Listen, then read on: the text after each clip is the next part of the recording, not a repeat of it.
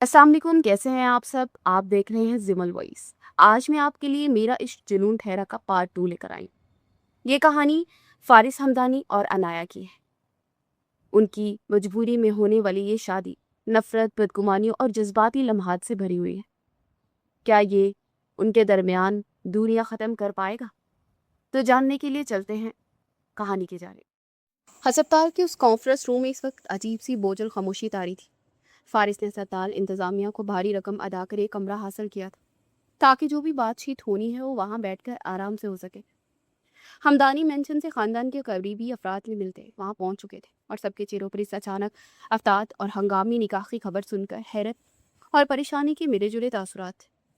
फारिस हमदानी जो कि कमरे के बीचों बीच खड़ा था, इस वक्त मुकम्मल तौर पर हर एक काम को संभाले हुए उलझा हुआ था। उसने तमाम इंतजामात मुकम्मल कर लिए थे। निकाह वहाँ बाहर इंतज़ार में था और एयर एम्बुलेंस का अमला बस ग्रीन सिग्नल का मुंतज़र था। चाचू चले, आपकी बेटी बड़ी मुश्किल से मानी है, ये ना हो कि फिर से इरादा चेंज हो जाए। फॉर्म फिल कर ली जल्दी से, वो मुराद हमदानी से बोला। लेकिन फारिस, क्या ये मुमकिन है कि हम अंदलीब को भी एयरपोर्ट में ले जाएं? हम इस इलाज को शुरू करवा सकते हैं ना, और अनाया अपने पासपोर्ट और वीज़ा बनवा कर चंद दिनों बाद आ जाएगी। मुराद हमदानी ने फारिस को एक कोने में ले जाकर नहायत दबी और परेशान आवाज़ में मशवरा दिया। चाचू, उसे साथ लेकर ही जाना पड़ेगा, वरना आप अपनी बेटी को जानते नहीं, वो हम सबका सर फाड़ने की कोशिश भी कर सकती है। फारिस हमदानी ने यह जुमला नहायत संजीदगी के दरमियान हल्के से पुरमिजाज अंदाज में बोला, मगर उसकी आंखों में मखसूस चमक बता रही थी कि वो अनाया के रद्द-ए-अमल से बखूबी वाकिफ़ है। फिर भी मुझे ये ठीक नहीं लग रहा। वो कभी नहीं मानेगी चाचू। वो पहले ही हमें अपनी माँ की तकलीफ़ और इस हालत का जिम्मेदार समझ रही है। अगर हम अंदलीब चाची को उसके बगैर ले गए तो वो एयर एम्बुलेंस के सामने लेट जाएगी, मगर अपनी माँ को तन्हा 1 इंच भी हिलने नहीं देगी। फारिस हमदानी ने अपनी बात को वजाहत करते हुए मुराद हमदानी के खदशात को रद्द किया। ऐसे कैसे शादी कर लोगे तुम फारिस? मतलब उस लड़की की क्या तरबियत हुई है, क्या नहीं? तुमने सुना नहीं वो उस दिन किस तरह की गलत गलीज गालियां निकल रही थी तुम्हें? हिना बेगम जो अब तक सोफे पर बैठी ये सब सुन रही थी, अचानक मुदाखलत की। उनके लहजे में अनाया के लिए बिला की हकारत थी। मुराद हमदानी ने जब ये सुना तो उनकी मुट्ठियां गुस्से से भीज गई। उनके चेहरे का रंग मुतगैर हो गया और आंखों में गुस्से की सुर्खी दौड़ गई, मगर उन्होंने दांत पीसते हुए खुद पर काबू पाया। मुझसे आपने अब तक कोई सबक नहीं सीखा भाभी? और क्या आपके लिए बात नाकाबिले बर्दाश्त है कि वो मेरी बेटी है? मुराद ने नहायत कर्ब भरे और काटदार लहजे में पूछा। कमरे में मौजूद तमाम लोगों को जैसे सांप सूंघ गया। 22 साल पुरानी तारीख जैसे एक लम्हे में सबके सामने दोहराएगी। नहीं मुराद, मेरा वो मतलब नहीं था। मैं तो बस इसलिए कह रही थी कि वो लड़की, मतलब आपकी बेटी, वो तो हमसे बहुत ज़्यादा नफरत करती है। वो ये रिश्ता कैसे कबूल करेगी? हिना बेगम ने मुराद के गुस्से की तपिश महसूस की तो फौरन अपने लहजे में नरमी और शर्मिंदगी संबोली। नफरत करने का उसे पूरा हक है भाभी। हमने उसे दिया ही क्या है? बचपन की महरूमी और सिर्फ दर्द। मुराद ने सर्द आह बढ़ते हुए गर्दन झुका ली। बहस खत्म करे चाचू। डॉक्टर एडवर्ड के पास वक्त नहीं है। उन्होंने 2 दिन बाद 1 महीने के लिए सेमिनार अटेंड करने लंदन चले जाना है, और मैं चाहता हूँ कि अंदलीब चाची का ऑपरेशन उसी डॉक्टर के हाथ हो।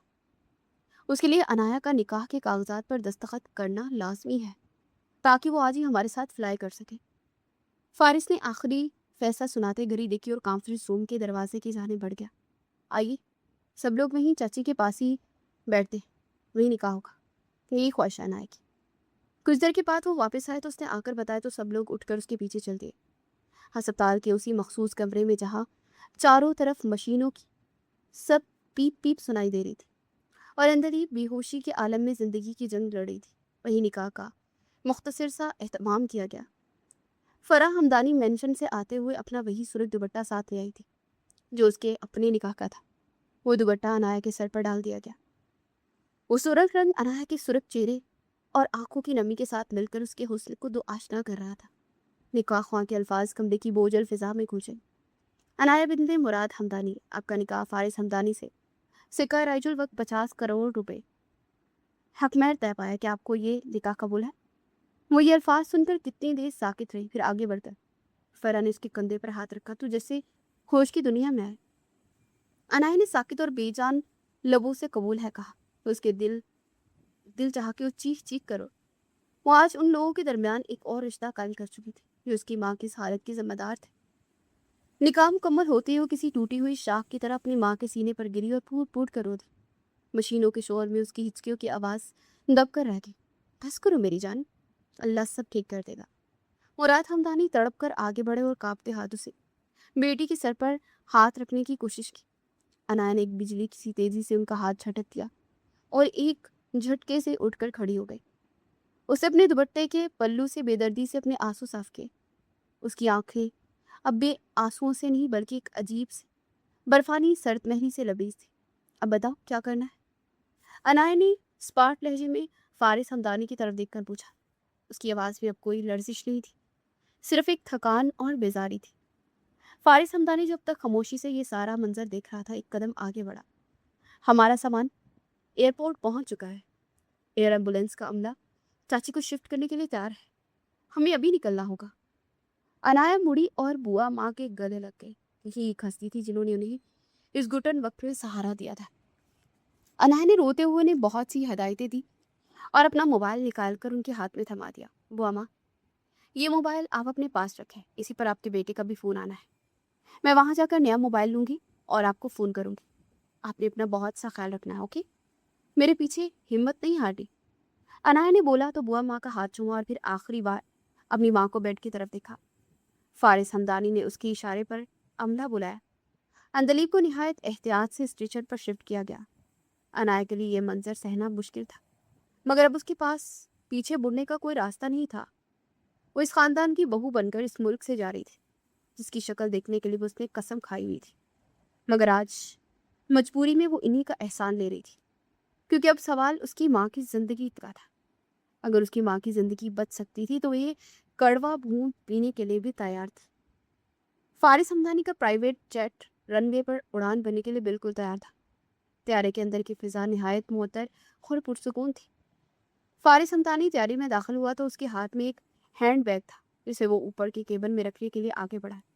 عنایا، جو کہ پہلے ہی اپنی نشست پر کسی بوجھل دل کے ساتھ بیٹھی ہوئی تھی، اپنے سرخ دوپٹے کو سنبھالنے کی کوشش کر رہی تھی جو اس کی بے چینی کی وجہ سے بار بار فرش پر گر رہا تھا۔ فارس ہمدانی جیسے ہی اپنا بیگ رکھنے کے لیے جھکا، اس کا پاؤں اچانک عنایا کے پھیلے ہوئے ریشمی دوپٹے میں الجھ گیا۔ اس سے پہلے کہ وہ خود کو سنبھال پاتا، اس کا توازن بگڑا اور وہ سیدھا عنایا کے اوپر جا گرا۔ عنایا کے حلق میں ایک دبی سی چیخ نکلی۔ فارس کے دونوں ہاتھ عنایا کی سیٹ کے بازو پر جم گئے اور اس کا چہرہ عنایا کے چہرے سے محض چند انچ کے فاصلے پر تھا۔ دونوں کی سانسیں ایک دوسرے کے چہرے سے ٹکرا رہی تھی۔ ہٹے پیچھے، کیا کر رہے ہیں؟ عنایا نے بدحواسی میں اسے دھکا دینے کی کوشش کی۔ اس کا چہرہ غصے اور شرمندگی سے تمتما اٹھا تھا۔ آپ تو شاید موقع ڈھونڈ رہے تھے مجھ پر گرنے کا، کتنے بدتمیز ہیں آپ۔ فارس ہمدانی نے گہرا سانس لیا اور اپنی گرفت مضبوط کرتے تیکھی نظروں سے اسے دیکھا۔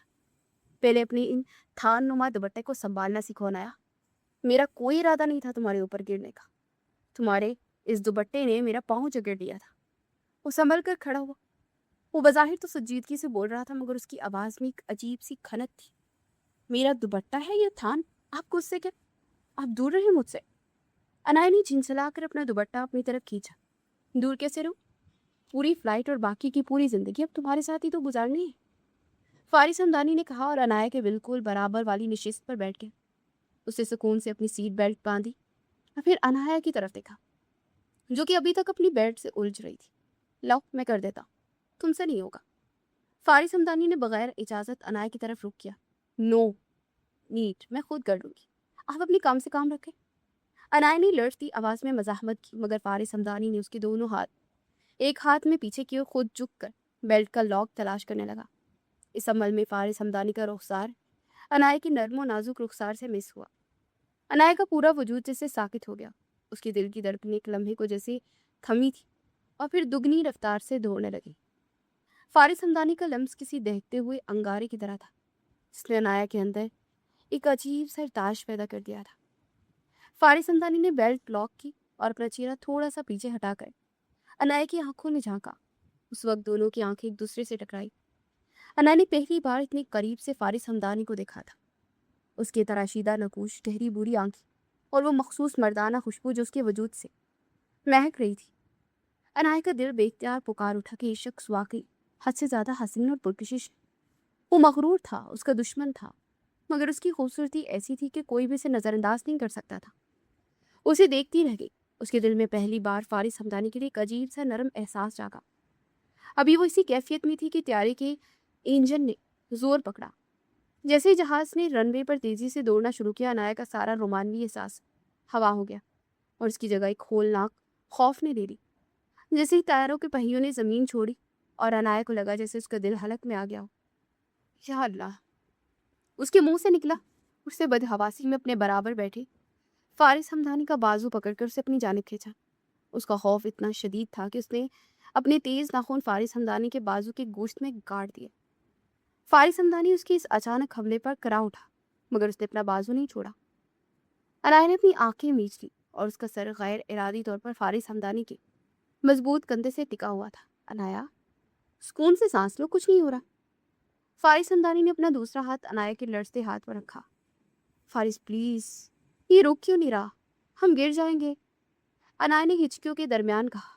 اس کی گرفت فارس حمدانی کے بازو پر مزید مضبوط ہو گئی. فارس حمدانی کو اپنے بازو پر چبھن سی محسوس ہوئی. جہاں عنایا کے ناخنوں نے نشان چھوڑ دیے تھے، مگر اسے اس تکلیف میں بھی ایک عجیب سا سکون مل رہا تھا. آنکھیں کھولو عنایا، دیکھو ہم بادلوں کے اوپر ہیں. فارس حمدانی نے نہایت نرمی سے اس کے کان کے پاس سرگوشی کی. عنایا نے آہستہ سے آنکھیں کھولی اور فارس حمدانی کی طرف دیکھا.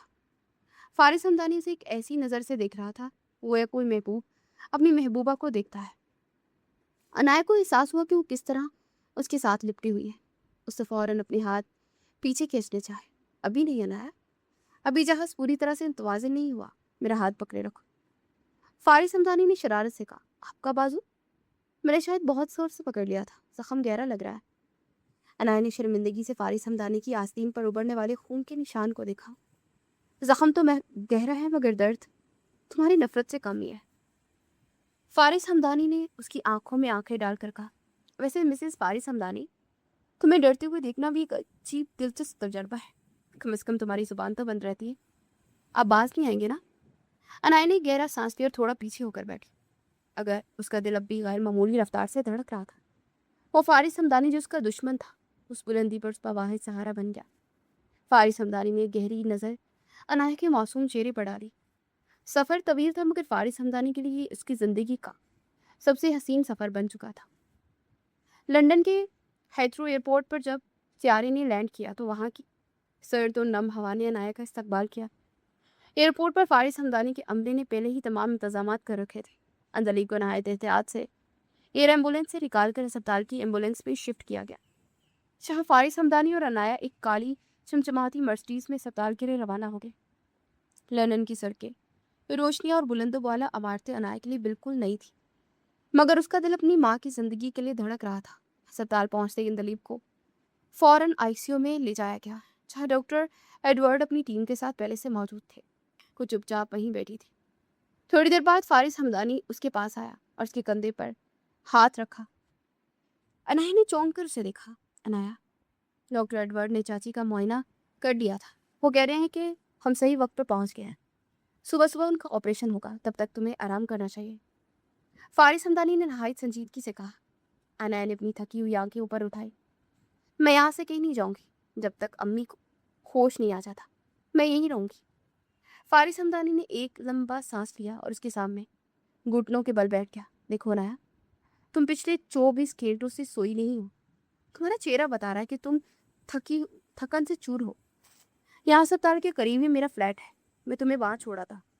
تم تھوڑی دیر آرام کر لو، میں یہاں موجود ہوں. عنایا نے انکار میں سر ہلایا. نہیں، آپ مجھے اکیلا چھوڑ کر نہیں جا سکتے. میں اپنی ماں کو اس حال میں چھوڑ کر کہیں نہیں جاؤں گی. مجھے آپ کی کسی ہمدردی کی ضرورت نہیں ہے. آپ جا کر آرام کیجیے، میں یہاں پر ہوں.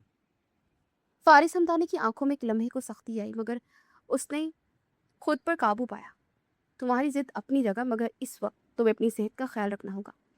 اگر تم بیمار پڑ گئی تو چچی کا خیال کون رکھے گا؟ عنایا خاموش رہی، مگر اس کی آنکھوں سے ایک آنسو ٹوٹ کر اس کے گال پر پھسل گیا.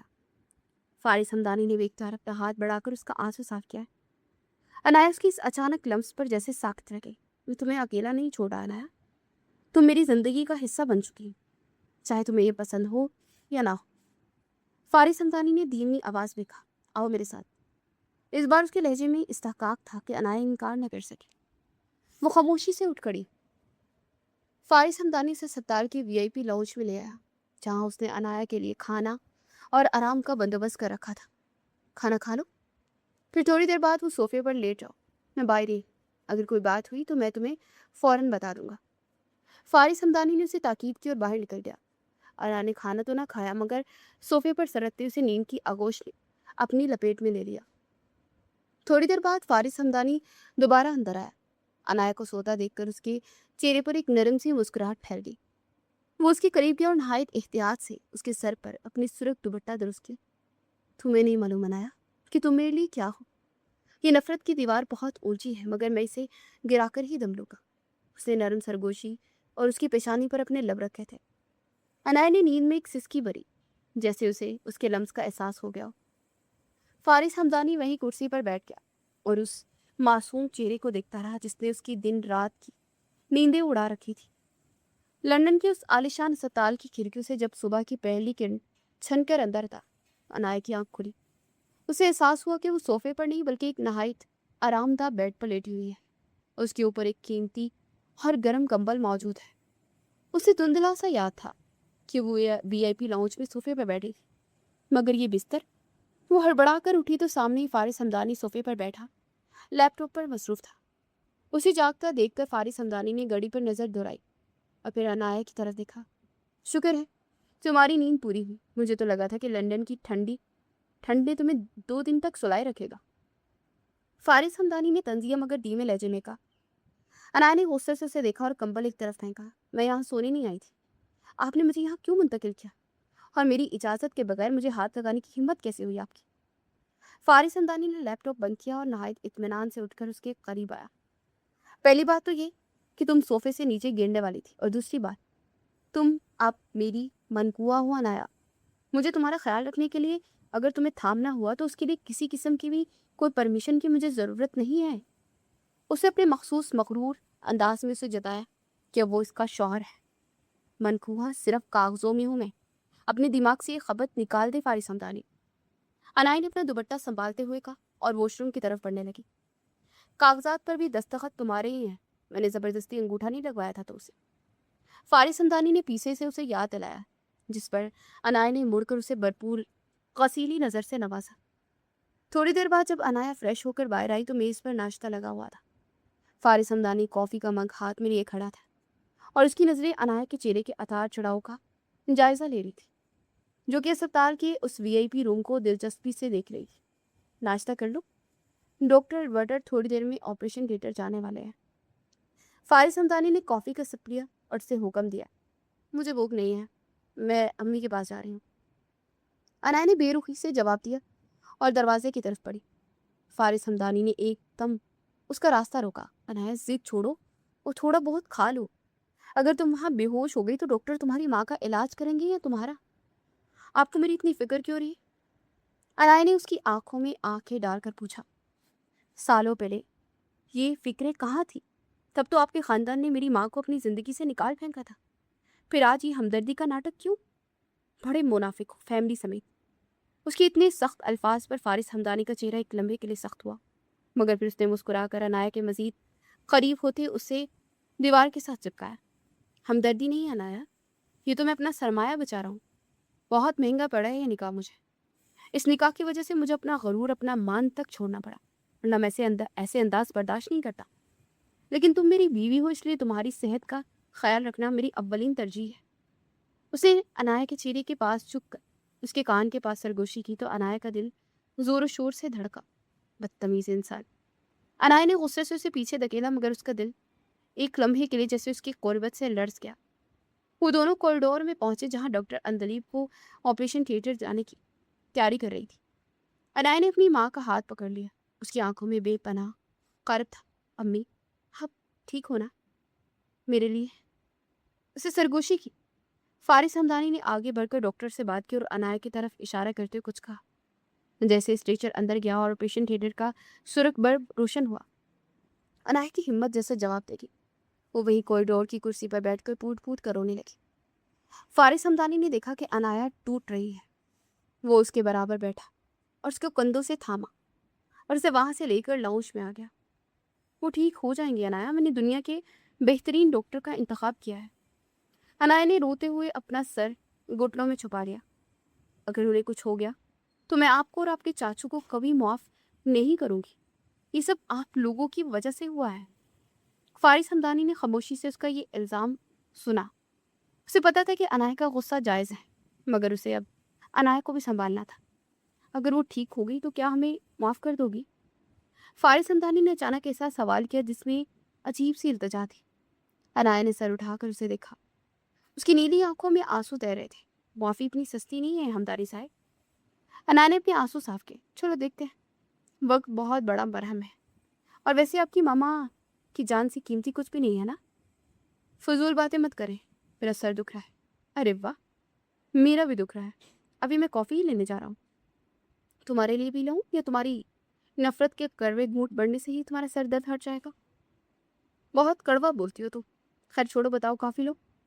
فارس ہمدانی نے اٹھتے ہوئے کہا۔ انایا نے اس کے طنز پر منہ بنایا۔ کافی لے آئے پر چینی کم رکھیے گا۔ آپ کی باتوں کی مٹھاس ہی کافی ہے میرے سر میں درد کرنے کے لیے۔ فارس ہمدانی بے اختیار ہنس دیا۔ کم از کم تمہاری زبان تو چلنے لگی۔ وہ کافی لینے چلا گیا تھا، مگر اس کے دل میں جیسے ایک اطمینان سا آ گیا تھا کہ انایا اب چلو، لڑ ہی رہی مگر بات تو کر رہی ہے نا۔ کچھ دیر کے بعد فارس ہمدانی کافی کے 2 مگ لیے کمرے میں داخل ہوا تھا۔ اس کی قدموں کی چاپ پر انایا نے سر اٹھا کر اسے دیکھا۔ فارس ہمدانی کے چہرے پر تھکن کے باوجود ایک نرم مسکراہٹ تھی۔ انایا نے چپ چاپ مگ تھام دیا، مگر ابھی بھی وہ بے چین سی بار بار باہر کوریڈور کی طرف دیکھ رہی تھی اور بامشکل اپنی آنکھوں کو جپک کر اپنے آنسو روکنے کی کوشش کر رہی تھی۔ فارس ہمدانی نے جب اس کی لرزتی پلکیں دیکھی تو تھوڑا اور قریب آیا۔ اس نے انایا کے سر پر ہاتھ رکھا اور بالوں کی ایک لٹ اس کے کان کے پیچھے اڑسی تھی۔ ڈرو مت، سب ٹھیک ہو جائے گا۔ اس کے لہجے میں اب محبت اور اپنائیت تھی۔ آپ اتنے بدل کیسے جاتے ہیں؟ کبھی آپ اتنے مغرور بن جاتے ہیں اور کبھی اتنے اچھے، کبھی لڑنے لگ جاتے ہیں، کبھی اتنی پیار سے بات کرتے ہیں جیسے کسی بچے کو ہینڈل کر رہے ہیں، اور کبھی تو بات کرتے کرتے وہ رکی، اور کبھی تو کیا؟ فارس ہمدانی نے شرارت سے اس کے چہرے کے قریب جھک کر پوچھا۔ کہیں رومانٹک تو نہیں کہنا چاہ رہی تھی؟ ویسے میرا انداز سے تمہیں پیار تو نہیں ہونے لگا نا؟ کبھی نہیں ہوگا آپ سے پیار۔ انایا نے فوراً سے نظریں چرا لی تھی، مگر اس کے گالوں پر ابھرنے والی سرخی نے فارس ہمدانی کو سب بتا دیا تھا۔ وہ ایک دم کہکا لگا کر ہنس پڑا۔ اچھا چلو، اب باہر چلو، ڈاکٹر ایڈورڈ آ چکے ہیں۔ فارس ہمدانی نے اس کا ہاتھ تھاما اور اسے اٹھنے کا اشارہ کیا۔ ہسپتال کے کوریڈور میں جب وہ دونوں چل رہے تھے تو ہر کوئی اس خوبصورت جوڑی کو دیکھ رہا تھا۔ فارس ہمدانی نے انایا کا ہاتھ ایسے پکڑ رکھا تھا جیسے وہ دنیا کو بتا رہا ہو کہ یہ لڑکی اب اس کی ملکیت ہے۔ آپریشن تھیٹر کے باہر پہنچ کر فارس ہمدانی نے انایا کو کرسی پر بٹھایا۔ تم یہیں بیٹھو، میں ڈاکٹر سے بات کر کے آتا ہوں، اور خبردار جو یہاں سے ہلی بھی، میں نہیں چاہتا کہ میں واپس آؤں اور تم کہیں روتی ہوئی ملو۔ فارس ہمدانی نے انگلی اٹھا کر اسے تنبیہ کی اور خود ڈاکٹر کے کمرے کی طرف بڑھ گیا۔ انایا اسے جاتی ہوئی دیکھتی رہی۔ اسے سمجھ نہیں آ رہا تھا کہ وہ فارس ہمدانی سے نفرت کرے یا اس کے اس تحفظ دینے والے انداز کو کی عادی ہو جائے۔ اسے ہر پل اس بات کا احساس دلاتا تھا کہ وہ اس پر حق رکھتا ہے۔ تھوڑی دیر بعد فارس واپس آیا تو اس کے چہرے پر ایک عجیب سا سکون تھا۔ چاچی کا آپریشن شروع ہو گیا انایا، اب بس دعا کرو۔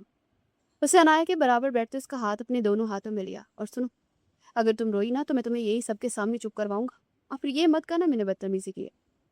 انایا نے شرم کے مارے اپنا سر جھکا لیا، مگر اس بار اسے اپنا ہاتھ فارس کے ہاتھ سے نہیں چھوڑایا۔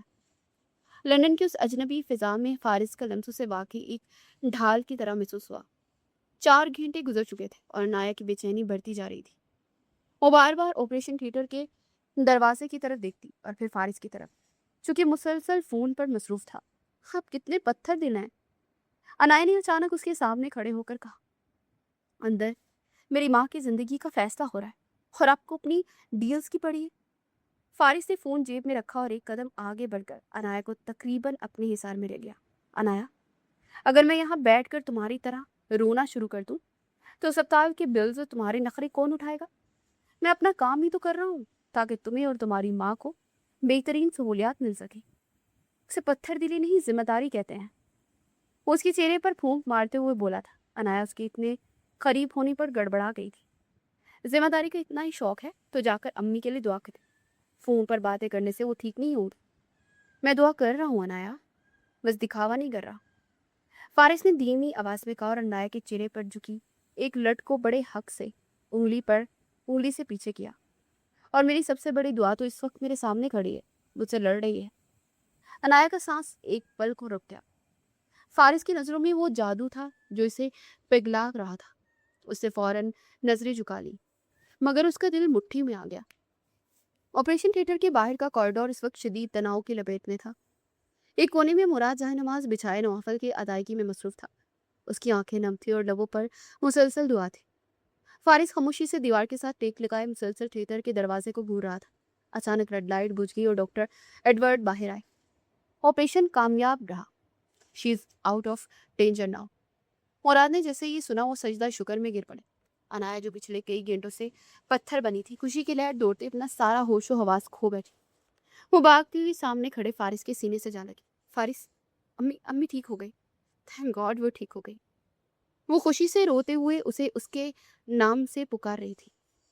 فارس نے ایک پل کے لیے اسے خود میں بھیج لیا اور اس کے بالوں پر اپنا ہاتھ رکھا, مگر انایا کو جیسی اپنی پوزیشن کا احساس ہو ایک چٹکی سے پیچھے ہٹی. وہ سوری, میں بس. انایا نے بوکھلا کر اپنا دوپٹہ سنبھالا. اس کا پورا چہرہ ندامت سے سرخ ہو رہا تھا. فارس کے لبوں پر ایک دلکش مسکراہٹ آئی. سوری کی ضرورت نہیں ہے انایا, مجھے تمہارے منہ سے اپنا نام سن کر بہت اچھا لگا. لگتا ہے سم تھنگ ہونے لگا ہے. آپ کا دماغ پھر سے الٹا سوچنے لگا. انایا نے تڑپ کر جواب دیا, میں نے بس جذبات میں آ کر کہہ دیا تھا. اس کا مطلب یہ تو نہیں ہے نا میں آپ کو معاف کر دیا. مراد سجدے سے اٹھ کر آئے اور انایا کے سر پر ہاتھ رکھا. بیٹی, اللہ کا بڑا احسان ہے, اب تم فارس کے ساتھ لیٹ جاؤ اور تھوڑا آرام کر لو. فارس نے فوراً انایا کا بازو تھاما. جی چاچو, میں اسے لے کر ہی جا رہا ہوں. وہ اسے لیے اسپتال کے ایگزیکٹ گیٹ کی طرف بڑھا جہاں لندن کی یخ بستہ ہواؤں نے ان کا استقبال کیا. انایا ٹھنڈ سے بری طرح سے کانپ اٹھی. فارس نے ایک لمحہ ضائع کے بغیر اپنا کوٹ اتارا اور انایا کے کندھوں پر ڈالنے لگا. مجھے نہیں پہننا آپ کو, ہٹائیں سے. انایا نے کندھا جھٹک کر کوٹ گرانے کی کوشش کی. انایا, چپ چاپ اسے پہن لو, باہر بہت زیادہ سردی ہے. فارس نے دوبارہ کوٹ اس کے گرد لپیٹا. میں نے کہا نا مجھے ضرورت نہیں ہے, آپ اپنی مرضی مجھ پر کیوں تھوپ رہے ہیں. انایا نے پھر سے مزاحمت کی اور کوٹ اتارنے لگی. فارس نے ایک جھٹکے سے دونوں ہاتھ اپنی مضبوط اس کی گرفت میں لیے اور اسے اپنی طرف کھینچا. اگر تم نے یہ کوٹ اب اتارا تو میں تمہیں یہی سب کے سامنے اٹھا کر گاڑی کی جانب لے کر جاؤں گا. اب بولو, کوٹ پہننا ہے یا گود میں بیٹھ کر گاڑی تک جانا ہے. فارس نے اپنی گہری آنکھوں سے اسے وارننگ دی تھی. اس کا لہجہ حد سے زیادہ ضدی اور شوہرانہ تھا. انایا کی بولتی بند ہو گئی. اس کے لہجے کی تپش اور سخت گرفت دیکھ کر وہ سہم سے گئی. اب بہت بدتمیز ہے. اسے بڑبڑاتے ہوئے کوٹ کے کالر درست کیے اور غصے سے پیر پٹکتی ہوئے گاڑی کی طرف بڑھ گئی. فارس پیچھے سے اسے دیکھ کر دھیمے سے مسکرایا. بدتمیز تو میں ہوں انایا, اور ابھی تو تمہیں میری بدتمیزیوں کی عادت ڈال لینی چاہیے, اور ایسی بدتمیزیاں کروں گا نا کہ تم میری بدتمیزیوں کی عادی ہو کر ان بدتمیزیوں کی خواہش کرو گی. اس کا لہجہ اتنا بے باک تھا کہ وہ شرم سے سرخ ہوتی گاڑی کا دروازہ کھول کر اس میں بیٹھ گئی. وہ بھی گاڑی میں بیٹھا تو انایا نے غصے سے منہ دوسری طرف کر لیا. فارس نے گاڑی سٹارٹ کی اور ہیٹر آن کر دیا. کتنی دیر لگے گی پہنچنے میں؟ کچھ دیر کے بعد انایا نے لٹ مار انداز میں پوچھا. صرف 15 منٹ, اور وہاں پہنچ کر سب سے پہلے تم ڈنر کرو گی, کوئی بہانہ نہیں چلے گا. فارس نے اسے پہلے ہی خبردار کر دیا تھا. آپ کو میری اتنی فکر کیوں ہو رہی ہے؟ اتنے عرصے کہاں تھی یہ فکر؟ انایا نے تلخی سے پوچھا. فارس نے گاڑی ایک سگنل پر روکی اور مڑ کر انایا کی طرف دیکھا. کچھ عرصہ پہلے تم میری بیوی نہیں تھی انایا, اب ہو, اور میں اپنا نقصان کبھی نہیں ہونے دیتا. مجھے نقصان ہونے سے آپ کا کیا نقصان ہو سکتا ہے؟ میں آپ کی کوئی پراپرٹی نہیں ہوں فارس ہمدانی. انایا نے تب کر کہا. تم میری زندگی ہو انایا, اور زندگی پر پراپرٹی سے زیادہ حق ہوتا ہے. فارس نے نہایت سنجیدگی سے کہا اور سگنل کھلتے ہی گاڑی دوبارہ چلانے لگا. انایا کا دل ان الفاظ پر ایک دم زور سے دھڑکا. وہ کھڑکی سے باہر لندن کی روشنیاں دیکھنے لگی تاکہ فارس اس کی آنکھوں میں ابھرنے والی الجھن نہ دیکھ سکے. دشمنی اور محبت کے اس کھیل میں انایا کو پہلی بار ہار کا خوف محسوس ہونے لگا. کچھ ہی دیر میں وہ فلیٹ میں پہنچ چکے تھے. فارس نے جیسے ہی اپنی عالیشان فلیٹ کا ڈیجیٹل لاک کھولا, انایا اندر داخل ہوتے ہی دنگ رہ گئی. وہ لندن کے ایک بہت ہی پوش علاقے میں ایک پینٹ ہاؤس تھا. سامنے شیشے کی بڑی سی دیوار تھی جس سے باہر لندن کی روشنیاں اور دور لندن آئی صاف نظر آ رہا تھا. फ्लैट की सेटिंग इतनी लग्जरी और डेसेंट थी कि हर चीज़ से फारिस की क्लास झलक रही थी। गहरी सुरमई रंग के सोफे, महंगी पेंटिंग्स और मध्यम लाइट्स ने पूरे माहौल को बड़ा रोमांटिक सा बना दिया था। आपका फ्लैट तो बड़ा खूबसूरत है, अनाया के मुंह से बेख्तियार निकला, मगर अगले ही पल उसे याद आया कि वो यहाँ सैर करने नहीं आई। तुम्हारा फ्लैट अनाया, अब ये तुम्हारा भी इतना ही है जितना मेरा। फारिस ने अपनी घड़ी मेज पर रखते हुए मुस्कुराते हुए गहरे लहजे में कहा, और उसकी बात पर मुंह बनाते सर झटक कर रह गई। फ्रेश होने के बाद वो दोनों डाइनिंग टेबल पर आ बैठे थे, जहाँ फारिस ने पहले ही खाना अरेंज करवा रखा था। अनाया खामोशी से खाना खा रही थी, मगर उसका दिमाग अभी भी उन्हीं बातों में उलझा हुआ था जो फारिस ने गाड़ी में कही थी कि वो उसकी जिंदगी है। जब उससे रहा ना गया तो उसने नवाला प्लेट में वापस रख दिया। आपने मुझे गाड़ी में कहा था कि मैं आपकी जिंदगी हूँ। क्या आप मेरी जिंदगी में किसी प्लानिंग के तहत आए थे या इत्तेफाक था?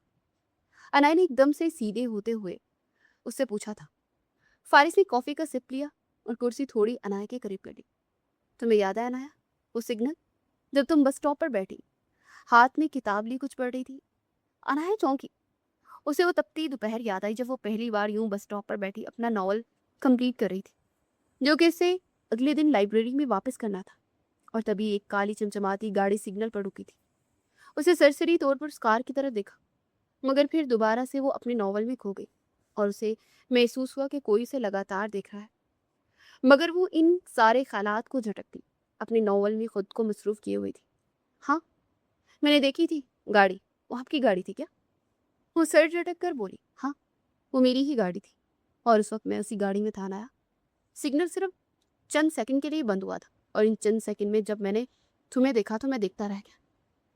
तुम इर्द गिर्द से बेगाना उस चिलचिलाती धूप में इस कदर पुरसुकून थी और अपनी किताब खोले कुछ पढ़ रही थी। ऐसा लग रहा था कि तुम्हें ना तो गर्मी लगती है और ना ही तुम इस दुनिया की लग रही थी। बस वो एक पल था और मैं वहीं अपना दिल हार बैठा था। फारिस की आवाज़ में उस वक्त ऐसी सच्चाई थी कि अनाया के दिल की धड़कन जैसे रुक सी गई। अनाया हैरत से उसे देख रही थी। फिर क्या हुआ? फिर मैंने तुम्हें ढूंढा था।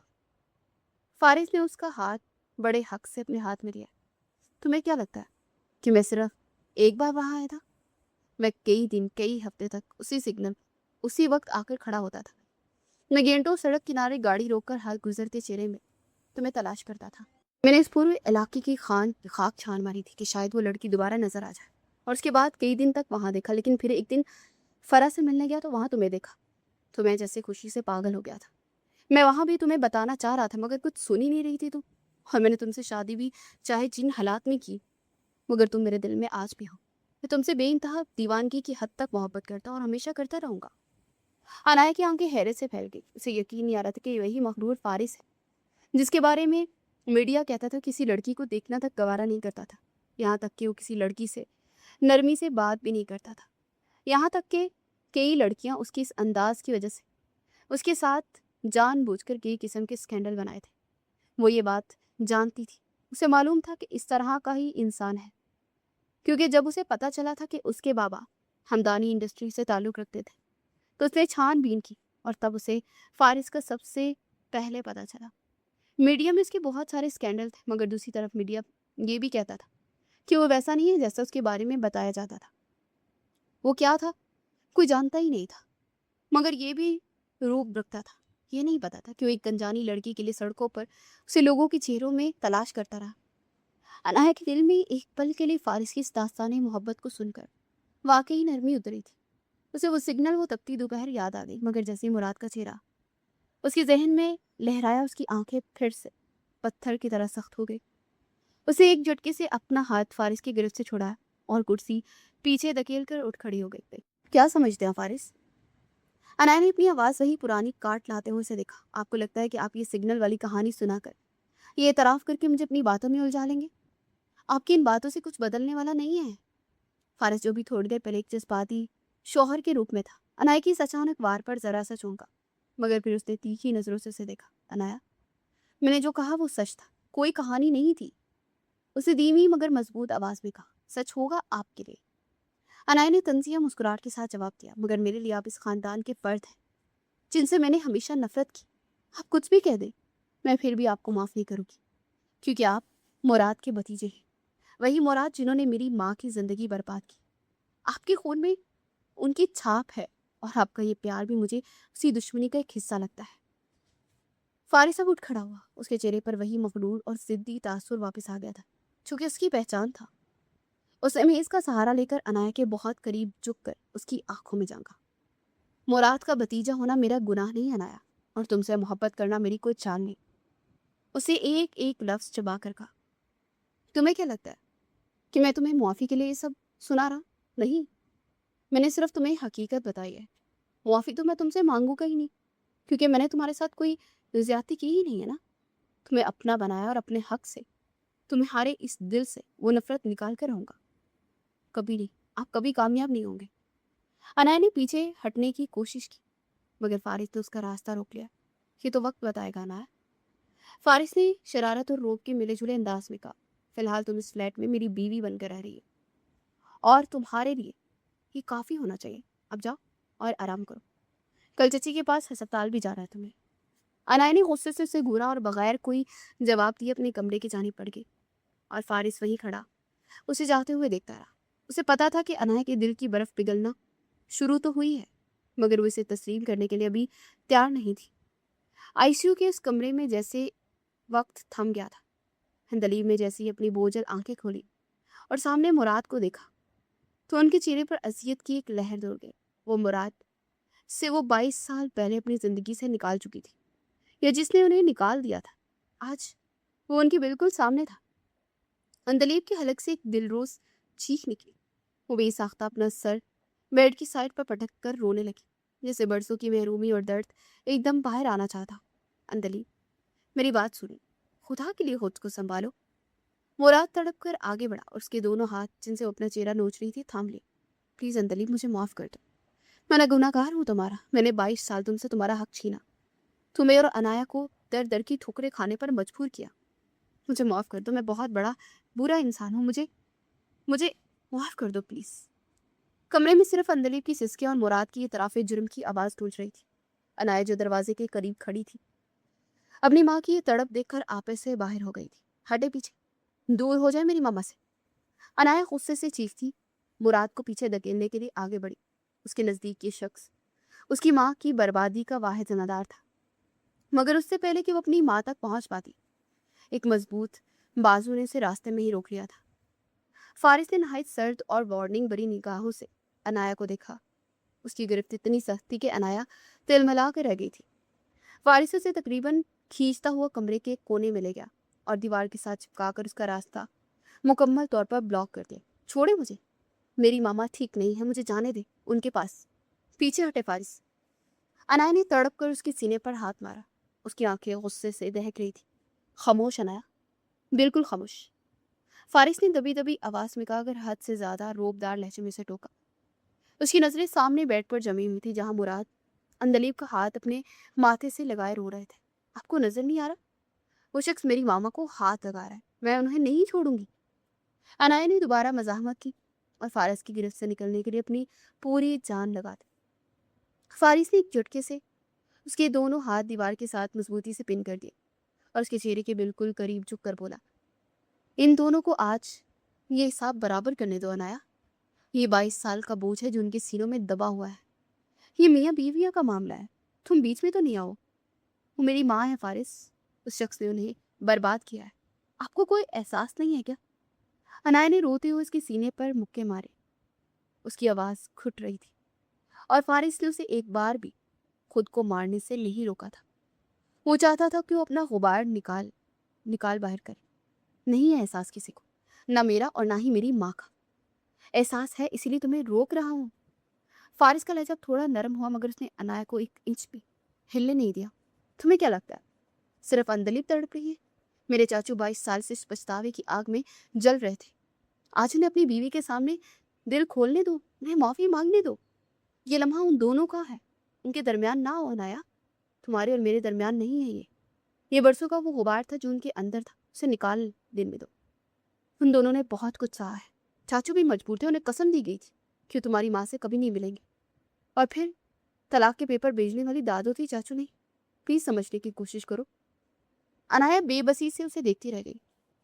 फारिस की कुर्बत اس کی جسم کی تپش اور اس کے الفاظ کا وزن ایسا تھا کہ عنایا کی ہمت جواب دے گئی۔ وہ وہیں دیوار سے لگی سسکیاں بڑھنے لگی، جبکہ فارس اسے اپنے حصار میں لیے خاموشی سے سامنے کو وہ جذباتی منظر دیکھتا رہا جہاں ایک پشیمان شوہر 22 سال بعد اپنی بیوی کی معافی کا طلبگار بنا تھا۔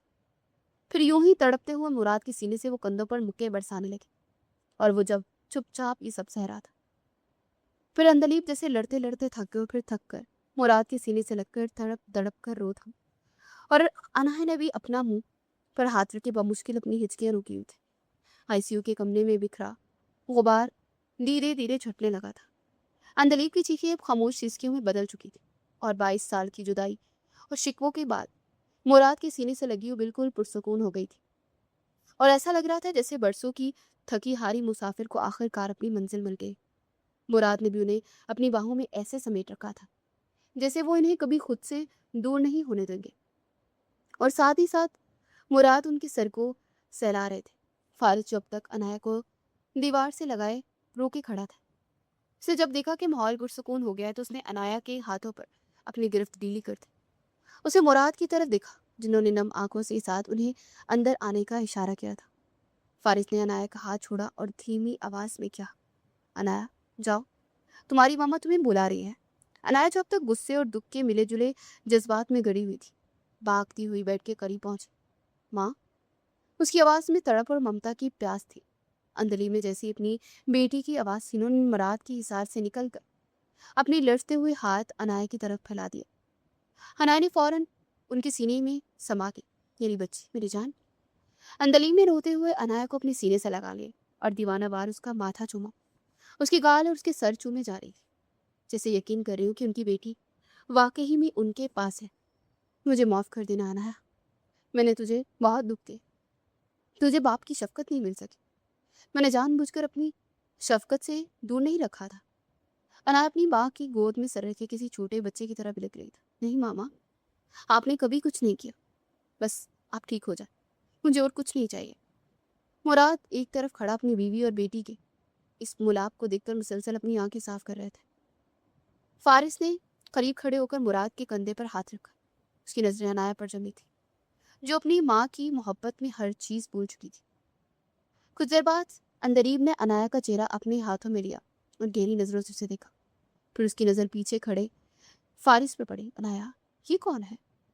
اندلیب نے نافیف آواز میں پوچھا۔ یہ تمہارا داماد ہے، یاد ہے نا؟ یونیورسٹی میں نے تمہیں ایک بار کہا تھا کہ میرا بھتیجا میری جان ہے، اگر میری بیٹی ہوئی نا تو اسے داماد بناؤں گا۔ مراد نے مسکراتے ہوئے کہا تو اندلیب کے چہرے پر مسکراہٹ آ گئی۔ یہ فارس ہے نا؟ اندلیب کے لہجے میں خوشی تھی۔ انایا ایک پل کے لیے خاموش ہو گئی، اسے فارس کی طرف دیکھا جو خاموشی سے وہاں کھڑا تھا۔ اس سے پہلے کہ انایا کچھ کہتی، مراد نے آگے بڑھ کر اندلیب کا ہاتھ تھاما۔ ہاں اندلیب، یہ فارس ہے، ہمارا داماد، ہماری بیٹی کا محافظ بھی ہے۔ مراد کی بات سن کر انایا نے تڑپ کر اپنے بابا کو دیکھا، مگر اندلیب کے چہرے پر ایک عجیب سا سکون آ گیا۔ اندلیب نے مسکراتے ہوئے فارس کو قریب آنے کا اشارہ کیا۔ فارس نے ادب سے سر جھکایا اور ان کے بیڈ کے قریب آ گیا۔ جیتے رہو بیٹا، میری بیٹی کا خیال رکھنا۔ اندلیب نے فارس کے ہاتھ پر اپنا ہاتھ رکھا۔ فارس نے اندلیب کے ہاتھ پر بوسہ دیا اور نہایت سنجیدگی سے کہا، اب بے فکر رہی چاچی، اندلیب اور اپنی انایا میری اپنی ذمہ داری ہے، بس آپ جلدی سے ٹھیک ہو جائیں۔ انایا کو احساس ہوا کہ اس کے گرد بنا ہوا نفرت کا قلعہ تیزی سے ٹوٹ رہا ہے۔ اس کی ماں نے نہ صرف اس کے باپ کو معاف کر دیا تھا بلکہ فارس کو بھی قبول کر لیا تھا۔ اسے سمجھ نہیں آ رہا تھا کہ اس بدلی ہوئی صورتحال پر کیسے ریئیکٹ کرے، مگر اپنی ماں کے چہرے کا سکون دیکھ کر اس کے اپنے دل کا بوجھ جیسے ہلکا ہونے لگا تھا۔ ہسپتال سے نکل کر لندن کی سرد سڑک پر چلتے انایا نے اپنے ہی کوٹ کے کالر درست کیے جو اس نے آج خود گھر سے نکلتے ہوئے پہنا تھا۔ کئی دن گزر جانے کے بعد اب ان کے درمیان وہ پہلے والی اجنبیت تو نہیں تھی، مگر نوک جھوک کی عادت ویسی ہی برقرار تھی۔ ویسے انایا، آج تمہارا یہ غصہ کچھ زیادہ ہی ہمدانیوں والا نہیں لگ رہا؟ فارس نے ایک دن زبردست قسم کی جھڑپ کے بعد شرارت سے اس کی طرف دیکھتے ہوئے کہا تھا۔ انایا نے فوراً سے رک کر اسے گرا، میرا غصہ صرف میرا ہے، اسے اپنے خاندان سے جوڑنے کی ضرورت بالکل نہیں ہے آپ کو۔ فارس بے اختیار ہنس دیا تھا۔ تم مانو یا نہ مانو، اب تم بھی ایک ہمدانی ہو، اور ہمدانیوں کی سب سے بڑی نشانی ان کی ضد ہے، اور تمہاری یہ خاموش ضد بتا رہی ہے کہ خون اپنا اثر دکھا رہا ہے۔ میں ضدی نہیں ہوں، انایا نے تڑپ کر جواب دیا، اور اگر ہوں بھی تو कम से कम आप जितना तो बिल्कुल नहीं, जो हर बात मनवा कर ही दम लेते हैं। फारिस ने गहरा सांस लिया और सड़क के किनारे लगे हुए एक बेंच की तरफ इशारा किया। अच्छा, इस तकरार को ज़रा साइड पर रखते हैं। पिछले कई दिन से अस्पताल के चक्रों में बहुत थका देने वाले थे। आज मामा की तबीयत भी बेहतर है, तो क्यों ना आज शाम कहीं बाहर डिनर पर चले।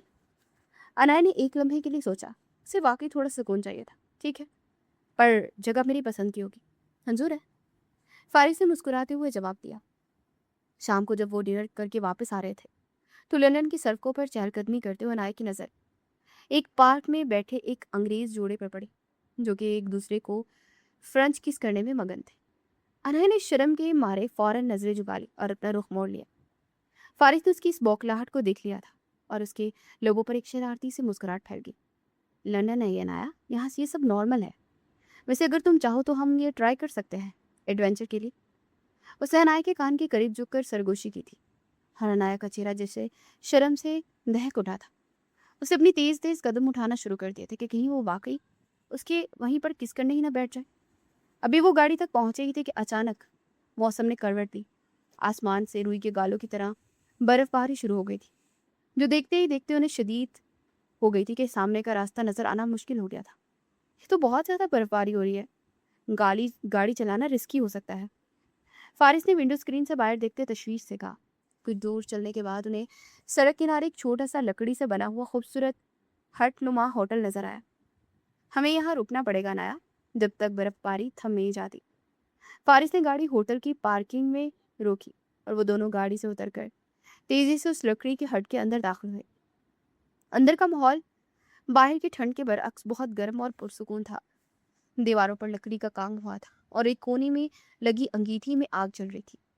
सिर्फ एक ही कमरा बचा है सर, रिसेप्शनिस्ट ने मुस्कुरा कर उन्हें बताया। अनया ने घबरा कर फारिस की तरफ देखा। एक कमरा? फारिस, हम दोनों एक कमरे में कैसे रह सकते हैं? फारिस ने उसकी आंखों में झांका, जहाँ गुस्सा नहीं बल्कि एक अनजानी सी घबराहट थी। मजबूरी है अनाया, बाहर तूफान है और यहाँ रहना हमारी जरूरत है। वो लकड़ी की सीढ़ियां चढ़कर अपने कमरे में पहुंचे तो वहां की खामोशी और मध्यम रोशनी ने अनाया की दिल की धड़कन जैसे तेज कर दी। कमरा छोटा सा था मगर बहुत रोमांटिक था, जिसकी खिड़की से बाहर गिरती बर्फ साफ नजर आ रही थी। लकड़ी के इस छोटे से हट में अंगीठी की नारंगी रोशनी दीवारों पर अजीबो गरीब साए बना रही थी। बाहर बर्फबारी थमने का नाम नहीं ले रही थी और खिड़की के शीशों पर जमी बर्फ अंदर के माहौल को मजीद पुरस्कार और अलग थलग बना रही थी। अनाया बैठ के एक कोने में बैठी अपनी उंगलियां मरोड़ रही थी, जबकि फारिस अंगीठी के पास खड़ा आंख के तपिश महसूस कर रहा था। आपको नहीं लगता कि हमें कोई दूसरा होटल ढूंढना चाहिए? अनाया ने खामोशी तोड़ते हुए नोक-झोंक का वही पुराना सिलसिला शुरू किया था। मतलब एक ही कमरा, वो भी इतना छोटा सा? फारिस ने मुड़कर उसे देखा। उसकी आंखों में एक शरारती चमक थी। क्यों, क्या तुम्हें डर लग रहा है कि मैं तुम्हें खा जाऊंगा? वैसे भी इन तूफान में बाहर निकलने का मतलब खुदकुशी है, और अब यहाँ से काफी किलोमीटर आगे जाकर दूसरा होटल भी है, सो हमें यहीं पर रहना होगा। अब तुम हमदानी बन जाओगी ना, तो थोड़ी बहादुरी भी दिखाओ। बहादुरी? मैं आपसे ज्यादा बहादुर हूँ, अनाया ने तब कर जवाब दिया और उठकर उसके सामने आकर खड़ी हो गई थी। अच्छा, देखते हैं, वो हल्का सा मुस्कुरा कर बोला। आपके साथ मसला क्या है? आप हर चीज को अपनी मर्जी से हैंडल करना चाहते हैं, जैसे ये होटल, ये कमरा और मेरी जिंदगी। अब इसकी बात अधूरी ही थी कि अचानक एक जोरदार कड़क के साथ पूरी हट की बिजली चली गई थी। कमरा पल भर में घुप अंधेरे में डूब गया। सिर्फ अंगीठी की बुझती हुई राख से हल्की सी रोशनी छन कर आ रही थी। अनाया के हलक से हल्की सी चीख निकली और वो अंधेरे की दहशत से घबरा कर पीछे हटी, मगर उसका पांव फर्श पर बिछी कालीन पर उलझ गया और वो सीधी फारिस की चोरी सीने से जा टकराई। फारिस ने एक लम्हा जाया किए बगैर उसे अपने मजबूत बाजू के गिर्द हिसार में लिया और उसे गिरने से बचा लिया। अंधेरे में उनके दरमियान ये दूरियां जैसे पल भर में सिमट गई। अनाया की तेज तेज चलती धड़कनें फारिस की गर्दन पर महसूस हो रही थी और फारिस के दिल की धड़कन अनाया के कानों में किसी ढोल की तरह बज रही थी। लाइट लाइट क्यों चली गई? अनाया ने लड़ती आवाज में सरगोशी की, मगर उसने फारिस की कमीज को दोनों हाथों से सख्ती से जकड़ रखा था। शायद बर्फ की वजह से तार टूट गया। फारिस की आवाज अब नोक जोक वाली नहीं थी, बल्कि उसमें एक बारी और खुमार आलूद खामोशी थी जो अनाया के पूरे वजूद को साकित कर गई थी। वो दोनों उस गुप्त अंधेरे में एक दूसरे के इतने करीब थे کہ ان کی सांसें ایک दूसरे में उलझ रही थी। फारिस ने अपनी गिरफ्त जरा और मजबूत की और अनाया को अपने हिसार में लेकर दीवार के साथ लगा दिया। अब बोलो अनाया, अब भी लड़ना है क्या? उसने अनाया के चेहरे के बिल्कुल पास झुककर पूछा। उसकी गर्म सांसें अनाया के लबों को छू रही थी। अनाया कुछ कहना चाहती थी मगर उसकी जुबान ने जैसे साथ ही नहीं दिया। फारिस की कुर्बत और उसकी कलून की खुशबू ने अनाया की आवाज़ सुन कर दिया। उसे महसूस किया कि फारिस का हाथ निहायत नरमी से उसके गाल से होता हुआ उसकी गर्दन के पीछे गया था और उसे अपनी तरफ वो जरा और करीब कर गया था। मैं कब से इस पल का इंतजार कर रहा था अनाया। फारिस ने नहायत शिद्दत से सरगोशी की और अपनी पेशानी अनाया की पेशानी से टका दी। उस लम्हे लंदन की वो यकबस्ता रात उनके लिए ठहर गई थी। फारिस ने अपनी पूरी शिद्दत और बरसों की तरफ उसे एक लम्हे में निछावर करते अनाया को अपनी बाहों के हिसार में ले लिया था। अनाया ने पहली बार अपनी सारी मज़ाहमत ख़त्म कर दी और अपनी आंखें मूंद कर खुद को उसके हवाले कर दिया। अंधेरे कमरे में सिर्फ उनकी सांसों का शोर था जो अब एक दूसरे की अजनबी नहीं लग रही थी। मगर ये एक पल का खेल नहीं था।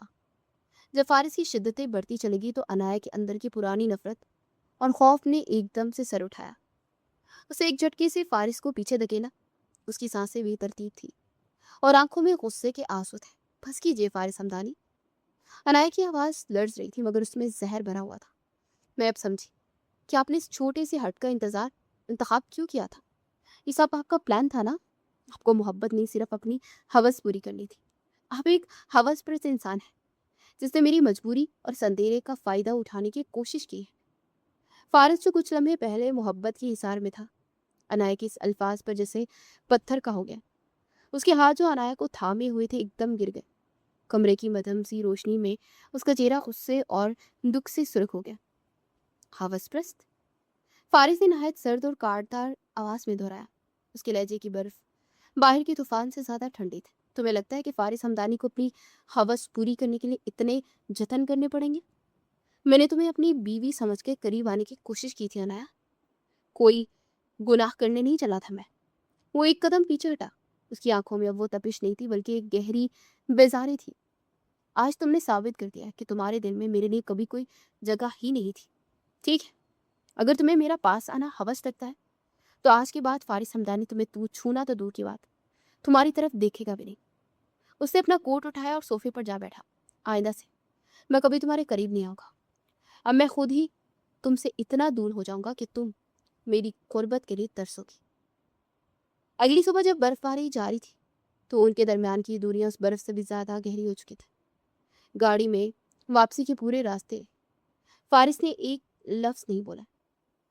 अनाया ने कई बार उसे देखना चाहा, कुछ कहना चाहा, मगर फारिस के चेहरे पर मौजूद वो स्पार्टपन और सर्द मेहनी से खामोश रहने पर मजबूर कर गई। फ्लैट पहुंचकर भी वो सूरत हाल नहीं बदली। फारिस ने उसे बुलाना ही छोड़ दिया। वो घर आता, खाना खाता और उसमें स्टडी रूम में बंद हो जाता।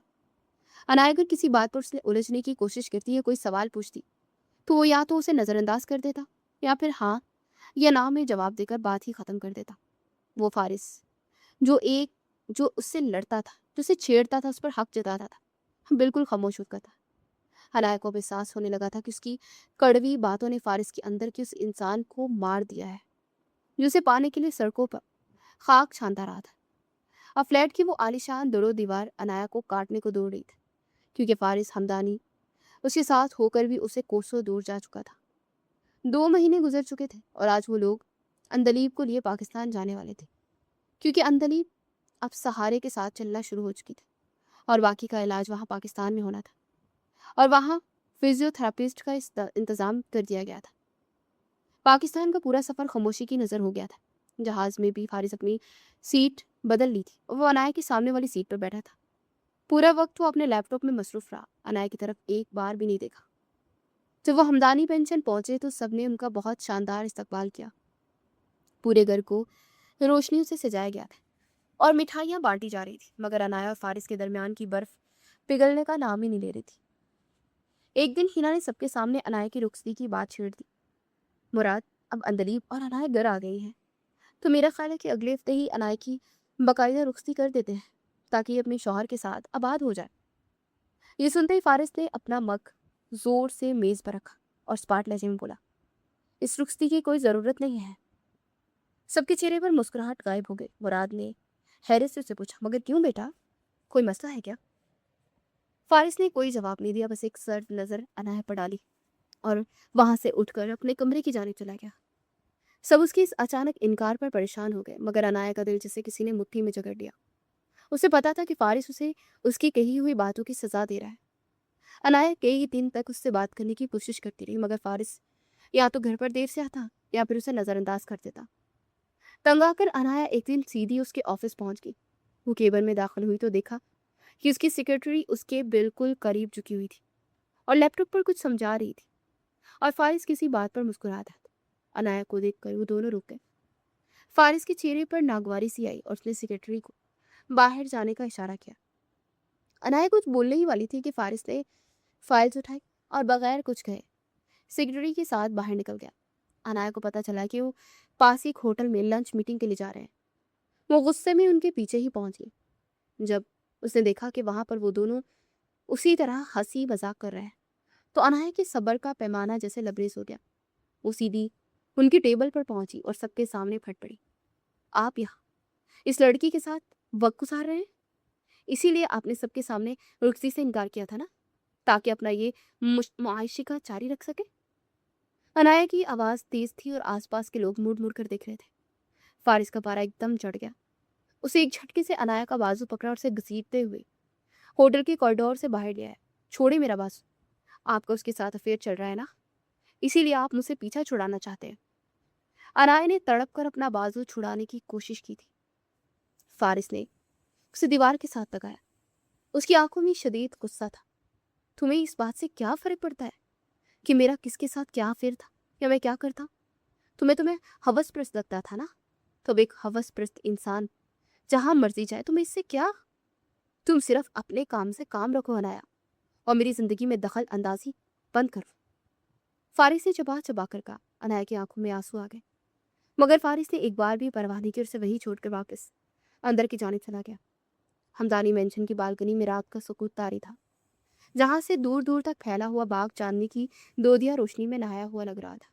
फारिस टेरेस की रेलिंग पर हाथ जमाए किसी गहरी सोच में गुम खड़ा था। उसके चेहरे के तासुरात अब भी सर्दमेरी की चादर ओढ़े हुए थे, जो लंदन की उस बर्फानी रात से शुरू हुई थी। अनाया ने दबे कदमों टेरेस का दरवाजा खोला और उसके पीछे आके खड़ी हुई। उसका दिल सीने में धक धक कर रहा था, जैसे कोई बहुत बड़ा जुर्म करने जा रही। उसने तजब्जब कर एक गह लम्हा गुजारा और फिर हिम्मत करके अपने दोनों बाजू फारिस की कमर के गिर्द लपेट दिया और अपना चेहरा उसकी चौड़ी पुष्ट पर टिका दिया। फारिस का मजबूत वजूद उस अचानक लम्स पर एकदम से साकित हो गया। उसने ना तो उसे खुद से दूर किया और ना ही मुड़कर देखा, मगर उसकी सीने का तार चढ़ाव बता रहा था कि वो इस गुर्बत से बेअसर नहीं है। फारिस, अनाया ने नहायत मदम आवाज में उसका नाम पुकारा। आपके इस तरह दूर रहने से मेरा दम घुटने लगा है। मैं मानती हूँ मैंने हद पार की थी, मैंने आपकी पाकीज़ा मोहब्बत को गलत नाम दिया, पर मैं उस वक्त डरी हुई थी। प्लीज़ मुझे वहीं से दोबारा कबूल कर लेना जहाँ से सब टूटा था। फारिस ने गहरा और तपता हुआ सांस लिया और आहिस्ता से अनाया की गिरफ्त से खुद को छुड़ाकर उसकी तरफ बढ़ा।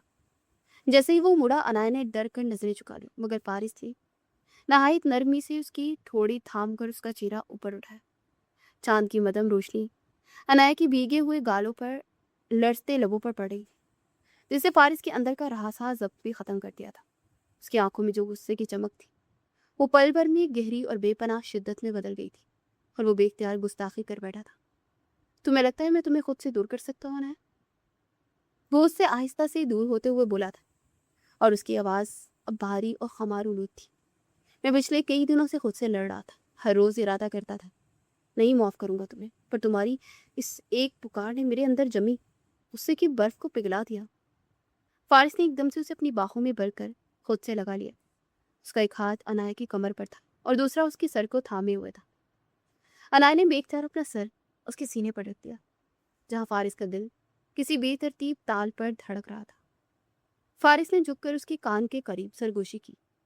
अगर तुमने दोबारा मुझ पर शक किया या मुझे खुद से दूर करने की बात की, तो मैं तुम्हें कभी माफ नहीं करूंगा।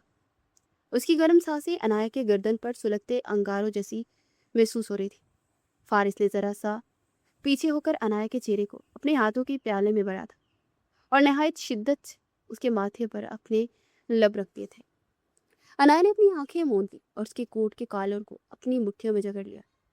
उस रात टेरेस पर चांदनी की गवाही में उनके दरमियान की सारी तलखियां मिट गई। फारिस ने उस पर अपने कई अरसे की तड़प, शिद्दत निछावर कर दी और नायक को पहली बार एहसास हुआ कि फारिस हमदानी की मोहब्बत सिर्फ अल्फाज की मोहताज नहीं थी, बल्कि उसका लम्स भी उसकी सच्चाई की गवाही दे रहा था। हमदानी मेंशन आज रोशनियों से नहाया हुआ था। अनाया और फारिस की रुखसती की ये रात पूरे खानदान के लिए खुशियों का पैगाम लेकर आई थी। कमरे में ओज और चंबेली की मिलीजुली खुशबू फैली हुई थी और हर तरफ सुर्ख गुलाबों की पत्तियां बिखरी हुई थी। अनाया गहरी सुर्ख रंग के बारी अरूसी जोड़े में मलबूस बेड के बीचों बीच बैठी हुई थी। उसके सर पर मौजूद घूंघट उसके चेहरे के अथाह चुड़ाव को छुपाए हुए था, मगर उसके लड़ते हाथ बता रहे थे कि वो कितनी जज्बाती और घबराई हुई है। उसे लंदन की वो सर्द शरारतें और रातें और फारिस की वो नाराजगी और फिर उसका एक होना सब कुछ फिल्म की तरह याद आ रहा था। दरवाजा खुलने की हल्की सी आवाज और अनाया का दिल जैसे धड़कना भूल गया। फारिस से आरंग की शेरवानी में किसी शहजादे की तरह लग रहा था। नहायत वक़ार के साथ वो कमरे में दाखिल हुआ। उसने दरवाजा बंद किया और कदम कदम चलता अनाया की तरफ बढ़ने लगा।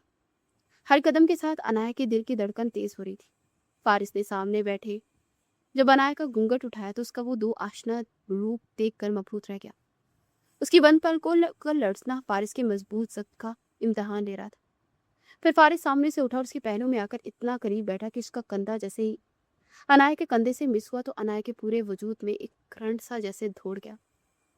फारिस ने नहायत हिम्मत से अनाया के लड़ते हुए हाथों को अपने गर्म और मजबूत हाथों में जकड़ लिया। आज नजरें क्यों नहीं मिला रही हो अनाया? फारिस ने उसके कान के बिल्कुल करीब झुककर नहायत मखमली और गहरी आवाज में सरगोशी की। उसकी गर्म सांसें अनाया की गर्दन पर किसी दहकते शोले की तरह लग रही थी। आज तो कोई तीसरा भी नहीं है ना कोई गलतफहमी और ना कोई दुश्मन, सिर्फ तुम हो और मैं हूं। अनाया ने हिम्मत करके अपनी भोजल पलकें उठाई तो फारिस की आंखों में उसे वो आतिश मोहब्बत नजर आई जो इसे खुद में बसम कर देने के लिए तैयार थी। फारिस का हाथ अनाया के हाथ से सरकता उसके बाजू तक गया और फिर उसने नहायत नरमी के साथ अनाया को उसकी कमर से पकड़कर अपने बिल्कुल करीब कर लिया। अब उनके दरमियान हवा का गुजर भी नामुमकिन था। फारिस। अनाया के लबों से सिर्फ उसका नाम निकला जो किसी पुकार से ज्यादा एक इल्तजा थी। फारिस ने जवाब देने की बजाय अपनी पेशानी अनाया की पेशानी से टिका दी। उसे महसूस किया कि अनाया का पूरा वजूद उसकी कुर्बत से दहक रहा है। फारिस ने नहायत नरमी और शिद्दत की इम्तजाज के साथ अनाया के गालों को अपने हाथों में बड़ा और अपने लब उसके माथे पर सख्त कर दिया। उसके लबों का लम्स अनाया की रूह तक में उतर गया। वो बोसा माथे से सरकता अनाया की बंद आंखों पर आया और फिर फारिस ने नहायत बेकरारी से अनाया के कान के करीब उसकी गर्दन की नाजुक रग पर अपने लब रख दिए। अनाया के लबों से एक मध्यम सी सिसकी निकली और उसके हाथ खुद ब खुद फारिस की शेरवानी के कॉलर को जोर से दबोच गए और फारिस की नजरें अनाया के लड़ते हुए सुर्ख लबों पर ठहर सी गई जहां अनाया की सांसें बेतरतीब को रही थी। मैंने बरसों इस लम्हे को ख्वाब देखा है अनाया कि तुम इस तरह मेरे हिसार में और मैं तुम पर और तुम्हारी मोहब्बत निछावर कर सकूं जो मैंने बरसों से संभाल कर रखी थी। अनाया ने उसके लबों के बिल्कुल करीब सरगोशी की और फिर अपने सारी शिद्दत और तड़प के साथ उसके वजूद में गुम हो गया। उस रात हमदानी मेंशन के उस कमरे की मदम रोशनी और गुलाबों की खुशबू इस बात की गवाह थी कि दो अधूरे वजूद अब एक हो चुके थे। बाहर की सर्द हवा उनके जज्बों की तपिश के आगे बेअसर थी और फारिस ने अपनी बेपनाह चाहत से अनाया को ये एहसास दिला दिया था कि वो अब सिर्फ उसकी है, हमेशा हमेशा के लिए। तो आपको फारिस हमदानी और अनाया की ये प्यार भरी कहानी कैसी लगी? अपनी कीमती राय का इजहार कमेंट सेक्शन में ज़रूर करें और हमारे चैनल जिमल वॉइस को सब्सक्राइब करें ताकि आपको ऐसी ही और खूबसूरत कहानियाँ सुनने को मिल सकें। फिर मिलते हैं। अल्लाह हाफ़िज़।